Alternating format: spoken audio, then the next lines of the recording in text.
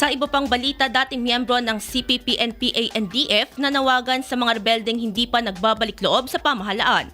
Ang balita hatid ni Idol Zaira Kuntapay.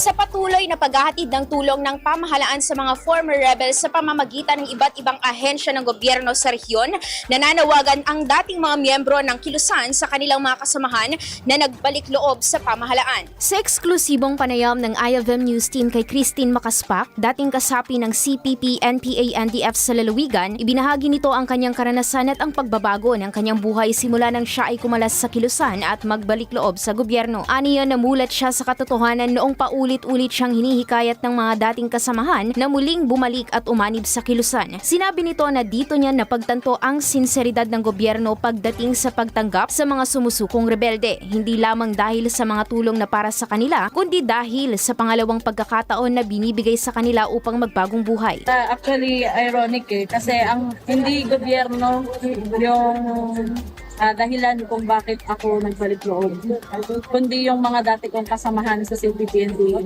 yung mga dati kong kasama sa Migrante International.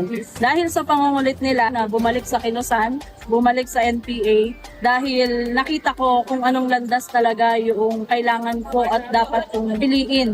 Dito ko narandaman yung sinseridad ng gobyerno. Hindi lang dahil dun sa mga programa nila, lahat kasi yan, kumbaga, panimula eh. Pero yung sinseridad ng gobyerno na iparamdam sa amin na kahit once in a while naging kalaban kami ng gobyerno, sinubukan naming ibagsak yung gobyerno, sinubukan naming pumatay ng kapwa namin Pilipino. At the end of the day, para siyang isang malaking pamilya na naghihintay sa amin. Sinabi nito na hindi dapat matakot ang mga dati niyang kasamahan na sumukos sa pamahalaan dahil maraming tulong ang naghihintay sa kanila para sa kanilang pagbabagong buhay. Taliwas sa paniniwala na sila ay pahihirapan at papatayin oras na sumukos sa pamahalaan. Simula noong siya ay sumuko 5 taon na ang nakakalipas, napagtanto niya na kaya pala niyang magsimula ulit at mamuhay ng payapa na may tiwala sa gobyerno maging sa kanyang sarili. Nakita namin yung lahat ng kasinungalingan ng CPP, NPA, NDF.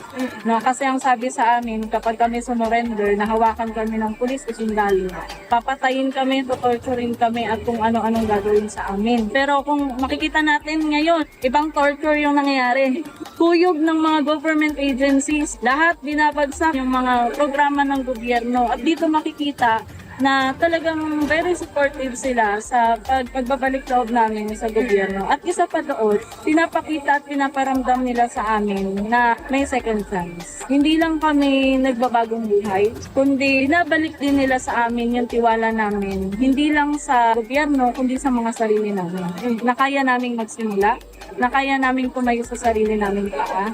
Sa pamamagitan, syempre, ng tulong nila. Hinihikayat ni Christine ang iba pang mga individual na hindi pa kumakalas sa kilusan na sumuko na at piliin ang payapa at maayos na buhay. Binigyang diin nito na ang pagsuko ay hindi kaduwagan. Ito ay matapang na hakbang upang talikuran ang maling daan na napili dahil sa panlilinlang tungo sa pagsisimula at pagsalubong sa bagong pag-asa na naghihintay sa kanila. Pasintabi dun sa mga miyembro pa rin ng CPP-NPA, NDF. If you can't beat us, join us. Mag-surrender na lang din kayo. Kasi alam ko naman, nahihirapan na kayo dyan, nagugutom na kayo dyan. Iniwan na namin yung buhay na yun. Pero hindi kami magtataksil sa masa. Doon po sa mga naglaylo ng mga kasamahan namin noon, huwag po tayong magdalawang isip na magbalik loob sa gobyerno.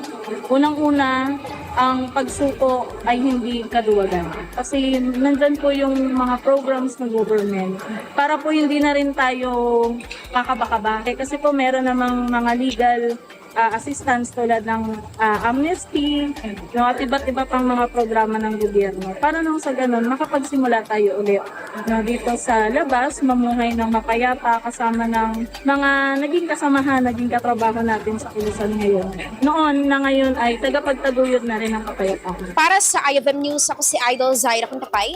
Idol! IFM News.